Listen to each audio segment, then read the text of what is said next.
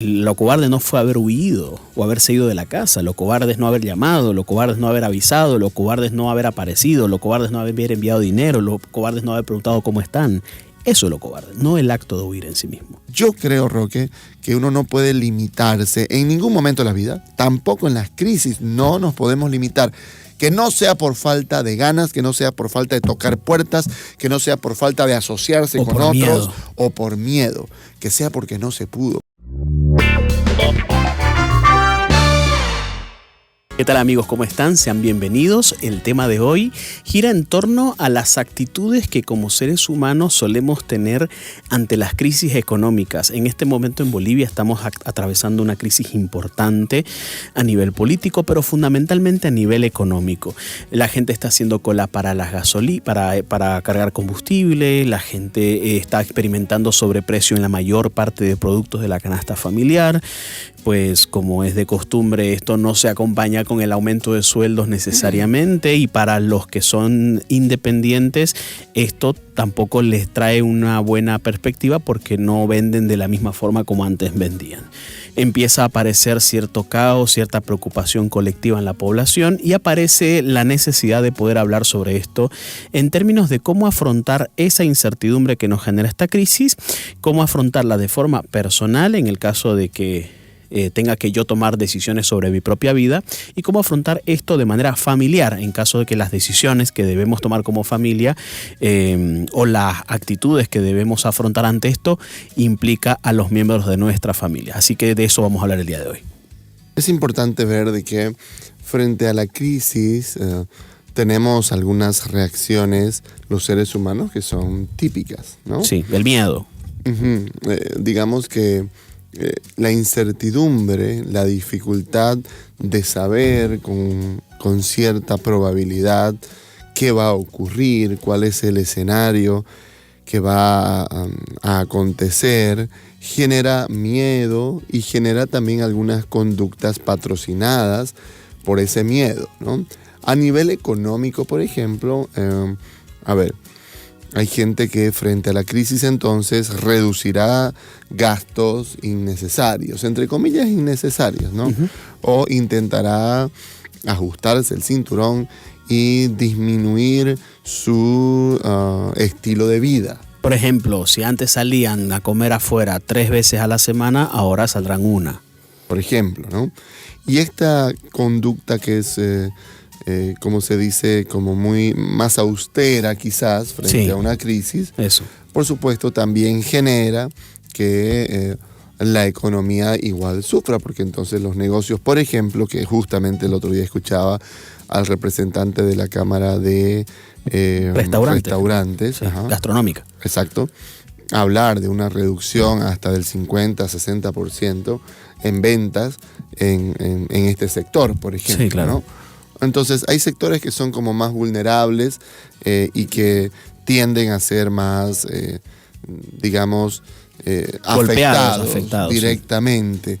Sí. Y detrás de eso un montón de gente que desarrolla y trabaja desde ese lugar. Por ejemplo, una cosa particularmente difícil en esta época de crisis económica y además de crisis energética, porque la gasolina tiene que ver con eso, sí, también, claro, es que todos los restaurantes campestres y todos los turismos locales, por ejemplo, quien va a Samaipata o al norte, qué sé yo, a los lugares cercanos, pero que ya es zona un poco más de campo, rural, van a verse muy afectados, ¿no? O sea, la gente está cuidando no solamente su bolsillo, sino encima está cuidando la gasolina de su vehículo, no quiere ir así nomás. Se ha vuelto, por ejemplo, yo me he topado ya recientemente otra vez con alguna persona que me dice, tengamos alguna sesión online. Sí, claro. ¿No? Sí.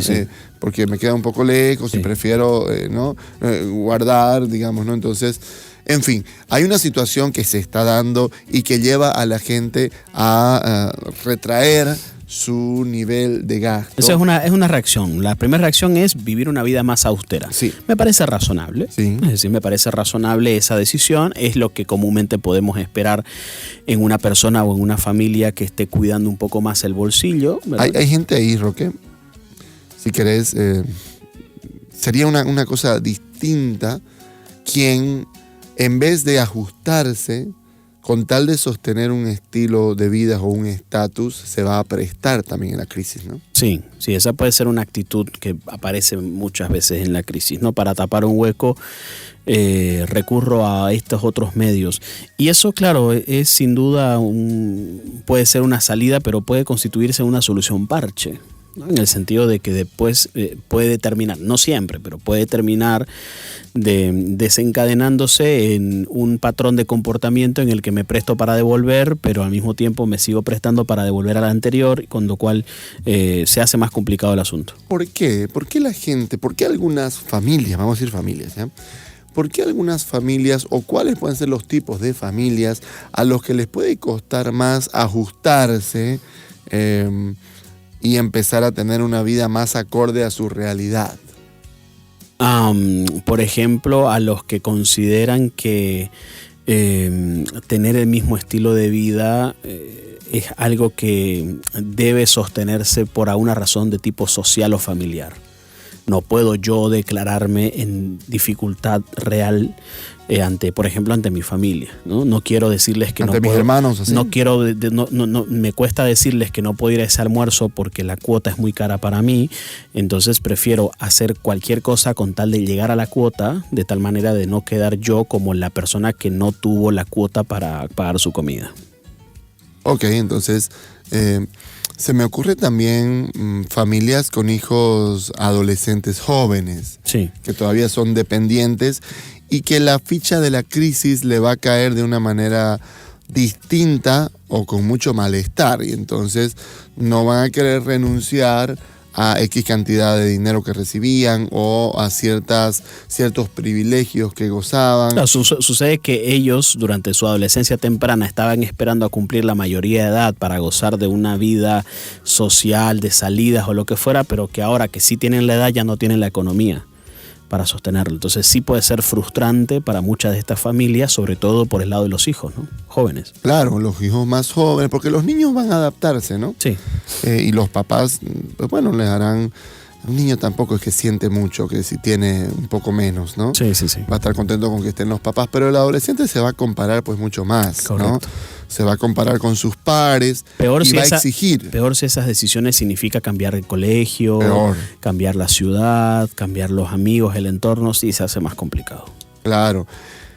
Ese sería un tercer tipo, si querés, de reacción. A ver, vamos con el primero, que es una vida más austera, acorde. Un segundo que es, no, tengo que prestarme para seguir viviendo igual. Buscar alocadamente ingresos. Ajá, ¿no? Sí. Incluso prestándome. Sí. Y luego está el que, como muchos también ya en Bolivia han empezado a hacerlo, los que se van, sí, los que emigran.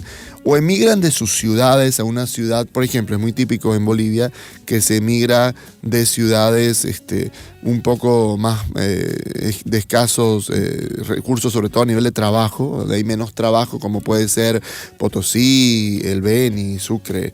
Y entonces emigran a ciudades grandes como La Paz, Cochabamba, pero sobre todo Santa Cruz, ¿no? Sí. Entonces, y luego quienes emigran no solo de ciudad dentro del mismo país, sino quienes se van del país y se van a otros países, ¿no? El día de ayer escuchaba a un joven que hace terapia conmigo recientemente y él dice algo así como quisiera conversar con vos sobre la posibilidad de irme del país. Estamos hablando de un profesional joven, muy destacado, muy talentoso en lo que hace, pero que efectivamente el país no le está dando las garantías de llevar adelante el proyecto que él tenía en mente a la hora de salir de la universidad, ¿no? Entonces él me dice, me apena saber que mi idea de irme obedece a una respuesta de huida o de cobardía, ¿no? De no afrontar esta situación que quizás como país estamos afrontando. Yo le dije que, porque es lo que me salió a decirle en ese momento, ¿no? Le dije que el comportamiento de huida se ha asociado mucho con la cobardía, pero yo me pregunto, o por lo menos me permito cuestionarlo un poco, ¿no? Es decir, ir a otro sitio que no conoces, en un contexto totalmente nuevo para vos, y sin los recursos y sin la capacidad o el conjunto de gente que va a estar ahí y te va a apoyar, y lanzarte un poco a eso, ¿será que no se necesita una dosis de valentía para eso también? Digo, no sé, me permito cuestionarlo, ¿no? El que huye o el que se va del país, catalogarlo como cobarde así nomás, creo que no sería muy, muy justo, ni tampoco muy... no guardaría mucho honor a la verdad, a lo que realmente significa irse del país, para toda aquella persona que sí lo ha hecho alguna vez, ¿no? No, sí, No es un acto de cobardía. No, yo creo que... A ver, sobre todo en quien está legítimamente pensando en su propio bienestar, como puede ser un joven, su futuro, o incluso más todavía el futuro de su familia, para quienes, por ejemplo, son papás, ¿no? Ok, yo creo que más bien en muchos casos, no sé si en todos, pero en muchos casos es un acto de heroísmo, ¿no? Sí, claro. El papá que se va a otro país y la va a ir a pasar mal, claramente, ¿no? Y bueno, ¿no? Para buscar enviar recursos. Sí, yo creo que está claro, el que huye se va y se desprende y no mira para atrás. Eso iba a decir. Y no se sacrifica por nadie de los que dejó acá. Ese puede ser más que huyó por sí mismo, ¿no? Y yo le dije esto, ¿no? A esta persona. Le dije, yo creo que la cobardía no está en el acto de huir. Está en el acto de no hacerse cargo. Está en el acto de no avisar. Está en el acto de, pensemos en una persona que se va de un rato para otro. Está en el no enviar dinero. Está en muchas cosas. La cobardía está en otras actitudes. No solamente en el acto de haberse ido. Pensemos en un papá que abandona a su familia, por ejemplo. Lo cobarde no fue haber huido o haberse ido de la casa. Lo cobarde es no haber llamado. Lo cobarde es no haber avisado. Lo cobarde es no haber aparecido. Lo cobarde es no haber enviado dinero. Lo cobarde es no haber preguntado cómo están. Eso es lo cobarde, no el acto de huir en sí mismo. No, yo digo que como creo que al final mucha gente heroicamente va, y muchos hijos lo entienden así. Sí, claro. Yo creo que ahí también está la clave. El hijo sabe si el papá se fue por mí y por una mejor vida y nos manda dinero y estamos siempre ahí gracias a ese sacrificio de mi papá. O el hijo sabe si el papá se fue porque se cansó, porque, en fin, fue a querer buscar otros aires en su propia vida. O quiso estar él solito bien. Claro, ¿no? Entonces tiene que ver con eso. Entonces yo creo que también es legítimo, insisto, buscar mejores días fuera de tu ciudad o fuera de tu país. Ahí podemos hablar, por ejemplo, en este momento esto está pasando. O sea, en este momento hay parejas, pensemos en parejas, también pensemos en familias, pero sobre todo pensemos en parejas, donde uno de los dos está visualizando más esa posibilidad que el otro, ¿no? Y entonces uno averigua más, uno tiene más, hace como un plan más elaborado, y está el otro como que todavía no le convence tanto la idea. ¿Qué le puedes decir a esas parejas, Ricky? Que ya esa conversación está empezando a ocurrir cuando los chicos se van a dormir, cuando ven la cuenta del banco, cuando están analizando sus ingresos, cuando ven las posibilidades. ¿Cómo tener ese tipo de conversaciones en pareja? Porque sí puede ser muy desgastante, agotador eso, ¿no? Ya me vas a venir a decir, claro, ni bien sale mal algo, ya vas a pensar que debíamos habernos ido. ¿Qué le puedes decir a esas parejas que esta conversación ya está empezando a ocurrir? Claro, a ver, normalmente hay quien es más arriesgado en la pareja y piensa que irse es lo mejor y tengo que salir, arriesgar. Sí, casi siempre, ¿no? Siempre hay alguien más intrépido y alguien más, como que, qué sé yo, tiempista, ¿no? Como que dice que todavía no es el momento. Y entonces el otro será más conservador y buscará más bien negociar y pensar. Dirá frases como, prefiero vivir debajo de un puente, pero juntos, que dividamos a la familia, por ejemplo. Y entonces piensa no solamente en términos económicos, sino también todo lo que implica el resquebrajar la cotidianidad con ese papá, con esa mamá. Entonces yo creo que hay que escuchar las dos voces. Eso también es válido, ¿no? Ajá, hay que escuchar las dos voces, porque claro, a mí me ha tocado escuchar adolescentes que por más que entendieron que su papá se sacrificó, su mamá se fue a otro país para buscar mejores días, algo en su interior todavía le resuena de que no debiste irte en ese momento de mi vida, por ejemplo. Claro. ¿No? Cuando vos te fuiste yo me sentí tan desprotegido, tan desprotegida que, bueno, no empecé a cometer errores en mi propia vida. Y bueno, y aparecen circunstancias. Yo lo he escuchado, por ejemplo, se me viene a la mente una muchacha cuyo papá era fallecido y la mamá emigra, se queda al cuidado de los abuelos, ¿no? Y bueno, entonces hay una circunstancia también particular. Entonces yo creo que hay que escuchar las dos voces, ¿no? Recuerdo una pareja también que, ella le había dado opciones válidas. La familia de ella le había buscado también alternativas para que no se fuera, pero él quería irse. No utilicen la conducta del otro, la postura del otro para atacar. Porque si algo pasa, la culpa no es porque no nos fuimos, porque a vos no te dio la gana de irnos, o porque yo te dije. Eso desgasta mucho el vínculo, ¿no? No utilicen la postura del otro como ataque o como explicación de por qué nos fue mal en este aspecto, porque eso no le hace bien a la relación, no le hace bien a la salud mental del miembro de la relación que decidió quedarse, porque puede vivir muy culpable ante esa situación. Porque claro, es más fácil hablar con el diario del lunes, dicen, ¿no? Es fácil hablar cuando los resultados se dan de una determinada manera. Así como hay parejas que están discutiendo sobre dónde vivir o si emigrar o no, también hay parejas que están hablando sobre cambios en términos de decisiones, por ejemplo, de inversión. Transformamos nuestro dinero a dólares, invertimos, porque también esa es otra reacción muy típica en las crisis. Hay gente que avanza en las crisis, es decir, se pone intrépida, invierte, toma decisiones así como bien arriesgadas, ¿no? Que seguramente para el oído de muchos puede ser muy innecesario ese riesgo, pero bajo la mentalidad de alguien que tiene un perfil más de emprendedor, probablemente sí tenga sentido. Ahí, como vos decís, lo que recomendamos es escuchar ambas vertientes, intentar tener no resuelto todo en una sola conversación, eso, porque es muy difícil, es decir, saber cuándo hemos conversado lo suficiente hoy y lo retomamos luego. Quizás ir armando algo por escrito en función a lo que van tratando, por ejemplo, una lista de pros y contras de cada una de las opciones que tienen en mente. Creo que son uno de los consejos que pueden ayudar mucho a afrontar esto en pareja. Claro, no se toma decisiones de pronto, ¿no? Es una cosa que hay que madurarlo, hay que conversar con los papás, con amigos, con el sacerdote, con Dios. Escuchen a las personas de su referencia. Sí. Claro, ¿no? Hacer un tiempo de pensar, de discernir. La palabra discernir que muchas veces aparece, a veces solamente ligada a cuestiones espirituales, pues no, uno tiene que discernir las decisiones, buscar saber cuál es el camino que tengo que llevar adelante y asumirlo. O sea, es preferible, lo que está claro, ¿no?, es que el que se detiene por demasiado tiempo, en algún momento se va a ver afectado. Claro, ¿no? Entre decidir cambiarlo todo y no cambiar nada, creo que cambiar cosas sí es lo más razonable.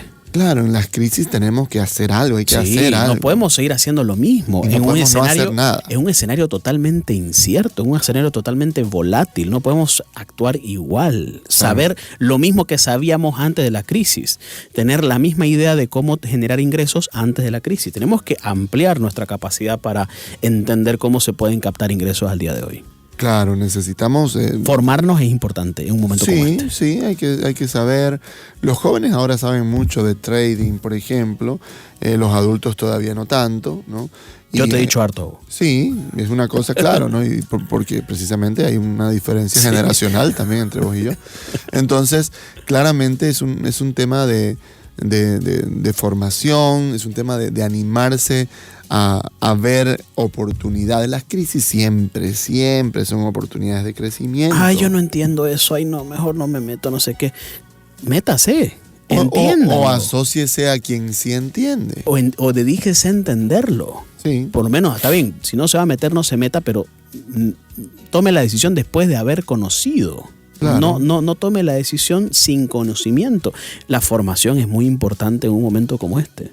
Claro, el conocimiento es una cosa útil siempre, pero sobre todo en momentos difíciles. Y ahí es un tema interesante porque algo muy lindo de las familias y también de las comunidades, digamos, ¿no? Comunidades de amigos, comunidades de espirituales. Grupos religiosos. Ajá. Es muy importante porque entonces yo puedo empezar a ver, qué amigo o qué persona quizás sabe más y puedo acercarme a esta persona, pedir ayuda, qué pensás, sugerir. o viceversa, ¿no? Yo la estoy pasando mal y entonces la comunidad busca alternativas, maneras. El Papa Francisco, por ejemplo, ha hablado muchas veces de de lo bueno, lo útil y lo movilizador que ha sido, decía él, los pobres organizados, decía, ¿no? Y es una cosa que por lo menos en nuestra ciudad, Roque, ha sido tremenda. Yo creo que también ahí tus papás están en ese grupo de gente que se organizaron con vecinos, por ejemplo, y que en su momento fueron a un lugar que parecía que era muy lejos de la ciudad, ¿no? Sí. Y que hoy es pues súper cerca, ¿no? Un montón de gente que se animó a irse a vivir lejos, por ejemplo, ¿no? Y que los criticaron seguramente, pero ¿cómo van a irse tan lejos? ¿Y qué hicieron? Se asociaron. Se reunieron, buscaron maneras de cómo acompañarse, fortalecerse entre ellos para no verse perjudicados, más al contrario, ¿no? Sostener la seguridad, sostener la estabilidad emocional, que no falte lo esencial, ¿no? Entonces, bueno, eso me parece, la capacidad de asociarnos, creo que es un tema importante en la crisis también. Pensemos en los papás de adolescentes ya en los últimos años de colegio, que estos adolescentes ya no ven ningún tipo, o sea, se encuentran desesperanzados de que esto vaya a mejorar. Hay algunos adultos que con cierta ilusión, voy a decirlo así, tienen la esperanza del presidente que venga, que haga las cosas, lo que fuera, porque bueno, en Bolivia estamos en un periodo electoral, en agosto elegimos presidente y vicepresidente y diputados y todo lo que eso significa, pero hay un porcentaje de jóvenes que en realidad no es que está apuntando a que venga un salvador, a que venga, qué sé yo, alguien a sacarnos del país, porque saben que no va a ser tan fácil. Ya los analistas están diciendo que sea quien venga, va a agarrar el país en un momento tan difícil que ni en 100 días, como un candidato ofrece, ni en un poco más, en los 5 años. Va a salir adelante y probablemente ni en los 5 años, que significa. O sea, sí es verdad que es preponderante la decisión de quién va a ser el siguiente líder de este país. Sin embargo, los jóvenes que ya tienen decisiones por tomar al otro año, no están con la sensación de que al año la situación va a mejorar considerablemente. ¿Qué le podemos decir a esos papás que reciben constantemente de parte de sus hijos adolescentes pedidos de quiero irme del país, quiero salir, quiero ver, estoy buscando becas, estoy buscando trabajos, estoy buscando visas, estoy buscando... Y los papás es como que por un lado sienten que no tienen el dinero suficiente porque en Bolivia el tema de dólar es complicado y sostener a un hijo en el exterior en este momento con el estilo de vida que significa en el exterior y en dólares es muy complicado. ¿Qué podemos decirle a estas familias que están empezando a hablar sobre esto y cómo poder, o lo que en su momento era sí te vas a ir a estudiar, ahora ya no te vas a estudiar porque ya no están dadas las condiciones para eso? ¿Qué le podemos decir? Porque eso probablemente puede estar friccionando mucho las relaciones entre los adolescentes y sus papás. Yo creo que son escenarios diferentes. En el primer caso yo animo a cualquier joven que esté mirando ahora o mirando, bueno, lo que se va a subir después o escuchando en este momento, yo lo animo a que se arriesgue. Si hay un momento clave para arriesgarse, para animarse, es cuando uno es joven, cuando uno tiene 17, 18 años, está saliendo del colegio, anímese, busque becas, busque maneras, ayude o facilite a los papás la situación, porque, ¿no? Desde el deporte, desde las artes o desde las becas que pueden dar algunas asociaciones. Quisiera agarrar este mensaje a chicos de 15, ¿por qué? Vaya estudiando inglés. Claro, porque si estás, digamos, de 15, te faltan 2 años para salir, es el momento oportuno para meterte de lleno al tema académico, por ejemplo, sí, porque claro, las becas no van a becar a cualquiera, ¿no? A lo académico, a lo extracurricular, al tema idiomas, de manera de que esto sea un proyecto. A las familias mismas también. Si usted sí quiere que sus hijos salgan del país, no lo piense en la promoción, ¿no? Sí. Piénselo unos añitos antes. Pero bueno, si está ya en la promoción, yo creo, Roque, que uno no puede limitarse en ningún momento de la vida, tampoco en las crisis, no nos podemos limitar. Que no sea por falta de ganas, que no sea por falta de tocar puertas, que no sea por falta de asociarse con otros miedo, o por miedo, que sea porque no se pudo, porque realmente se cerraron las puertas, que a veces también es una señal de arriba, ¿no? De que de repente no es por ese camino. Cuando uno intentó, buscó, tocó puertas y no se da, pues bueno, no es porque no lo buscamos, no es porque nos rendimos, no es porque, no sé, el adolescente que se quedó panza arriba diciéndole ya pues consígame cómo me voy a ir de este país, sí, claro, ¿no? Pues no, nos pusimos en marcha todos, sobre todo el que se quiere ir, el joven, pues bueno, a tocar puertas, a buscar alternativas, a averiguar. La información, Roque, es una cosa, mira, tremenda, retrocediendo un poquito con los emigrantes. ¿Qué emigrante es aquel que les va a ir mejor? Justo el inmigrante que puede tener la capacidad de asociarse, no se va a quedarse con sus dos primos y su pareja y se acabó. Sí. Se asocia, se mete en la parroquia, se va al grupo, qué sé yo, de vecinos que juegan no sé qué cosa, se mete en la sociedad, se asocia, conoce a otra gente, que empieza a tener información. Sí, claro. Información de que, ok, yo, aunque sea inmigrante, tengo derechos. Y sé y los conozco y sé qué puedo hacer aquí y cómo moverme acá. La información, la asociación, el tocar puertas, el no tener miedo a que me digan que no. Ok, yo sé que no es tan fácil en otros países esto, pero algo de esa capacidad de no quedarme y de buscar ser proactivo, moverme y tener gente que me ayude a moverme. Porque no es solamente el que me venga y me abre la puerta, es el que me dice, vos podés, animate, andá, sabes que me dijeron, andá, y empezar a movernos, ¿no? No, sin duda. Yo tengo un tío que fue a Estados Unidos, a quien le mando un saludo enorme, y él tuvo su primer trabajo gracias a que se acercó a una parroquia a orar un ratito, conocer al sacerdote, estrechó la mano, se ofreció a limpiar el jardín o lo que fuera, y ahí terminaron pasando muchas cosas de Dios, diría yo. Entonces es fantástico ver cómo los seres humanos, cuando tenemos esa capacidad de salir adelante y de asociarnos, las probabilidades de que las cosas vayan dándose de una forma u otra son mayores. Y no solamente confiar en familiares, porque a ver, los familiares, si bien es cierto, sí te ayudan, lo que fuera, pero en el primer mes o terminando el primer mes ya les estorbás. La verdad es esa. La verdad es esa. La verdad es esa. Por más que te hayan dicho toda tu vida escolar. Lo hemos escuchado 1000 veces. Toda mi vida escolar me ha dicho mi tía, venite aquí, vas a estudiar, aquí no sé qué cuánto. Llegué allá, al segundo mes ya le estorbaba, ¿no? Claro. Y es así porque, bueno, los seres humanos pues somos de hábitos y una persona más que te haya caído de la nada, en algún rato puede ser un poco molesto. Ya dejas de ser una visita y empezás a ser ya como alguien a quien hay que tolerar su presencia, sin que vos seas buena o mala persona, sin que tengas buenas o malas actitudes.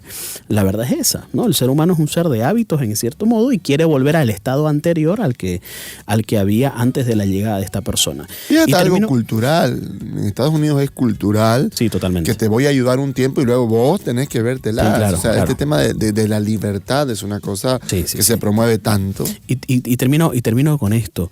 Yo creo que este es un buen momento, Ricky, también para aprender otros oficios. Sí. Para desarrollar otros oficios. Porque, a ver, si bien es cierto, nos hemos acostumbrado mucho al mundo de la academia, y la academia me refiero a licenciaturas, maestrías, doctorados, estas cosas, que no está mal, pero también hay personas que dicen que a pesar de que tienen 2 maestrías, no tienen trabajo. O les está costando. O sea, el mundo académico es un mundo importante, mas no es el único que te lleva a la estabilidad financiera que estás buscando. Entonces, por ejemplo, yo he escuchado personas, y esto es un detalle interesante, pues a mí me gusta mucho el café, vos sabes, ¿no? Entonces, hay una certificación de la LSCA que se hace en todo el mundo. Entonces, si vos haces un curso en Bolivia sobre barismo, certificado por esa institución, vas a cualquier lugar del mundo y tenés el perfil adecuado para trabajar en eso. ¿Por qué? Porque tenés un título validado internacionalmente, aunque no sea un título profesional, licenciatura, 5 años, exámenes parciales, sino es una habilidad que has sabido certificarla, como el inglés, es una habilidad que has sabido certificarla, aunque no se trate de un título académico como tal, porque el título académico, viste que hay que revalidarlo, hay que hacer todo un proceso de los profesionales de allá, no es que trabajan en su profesión, entonces hay que abrir un poquito el concepto de la ocupación como un concepto más amplio y que no solamente esté ligado a la academia, a la licenciatura como tal, porque es probable que si abrimos nuestro entendimiento a toda esta serie de ocupaciones que no necesariamente son carreras de licenciatura, pues las probabilidades son mayores.